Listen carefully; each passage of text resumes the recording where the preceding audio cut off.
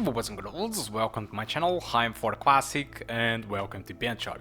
So this game it is the Dark Crystal Age of Resistance Statics. This game it is developed by the Bonus XP, which were the developers of games like the Stranger Things 3. And this one it is using Unity engine, and it is pretty much a turn-based game. So I'm going to be very quick in here. So let's jump into the settings menu, because I know that you are in here because of benchmarking. You want to see how it performs on the GTX 1650 Super.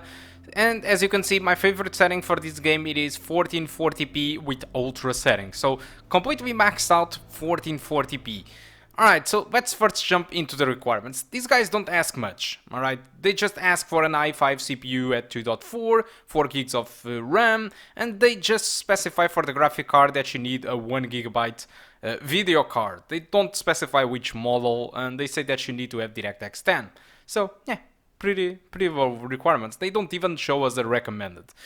At 4K, I was expecting to play this game completely maxed out, but surprise, 4K median settings, I got an average of 56 frames per second with a 1% low of 53, and that's why I decided to play at 1440p maximum settings, which by using these settings I got an experience completely way above and beyond 100 frames per second, and at 4K you don't really stabilize those 60 frames per second. But what I want to say is that this is a turn-based game, so you don't really need those 60 frames per second for anything. 30 frames per second or even less, it is more than playable for this game. But you know, we have a GTX 1650 Super, so we don't want to play lower than 60 frames per second, and that's why I decided to go with 1440p with the ultra setting, since it has a much higher frame rate than 60 frames per second. So what is this game? Why I'm testing this? So this is a new indie game coming up from Bonus XP, like I told you. This is a pretty much basic game, alright? There is really nothing new, and apparently it is based on a movie that it is available, I believe, on Netflix. I don't really know too much about the game, but what I know is that it scored reasonably well on Metacritic with 67 points, so it's really nothing special at all. But if you go watch and see Steam users reviews, they gave 81% to the game. So most of the reviews from Steam are really positive. It's just positive. They don't say that this game it is really good.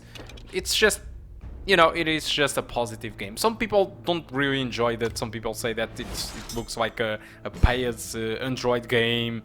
Some other people say that the game it is too difficult, and they try to focus on Final Fantasy Tactics, which was a game from PS1 that a lot of people did enjoy, but they say that they failed to make it look like it. So I don't know. This is just the only bad comments. Apart from that, I see a lot of people satisfied with the game. It is a very cheap game. It costs you 16 euros pretty much, 16 euros, 17 euros. So it's a very cheap game. So I'm expecting this game to fall into Humble monthly bundles, which in this case it is called Humble Choice, very easily, because it is a very cheap game, and if you enjoy turn-based games, possibly this game might be a good acquisition for you. Although, again, this is a very simple game. There is no voice acting. The skills are very generic at the best. It is still a good game though, but it's not really that big game that it's going to make you love it entirely for its content, you know.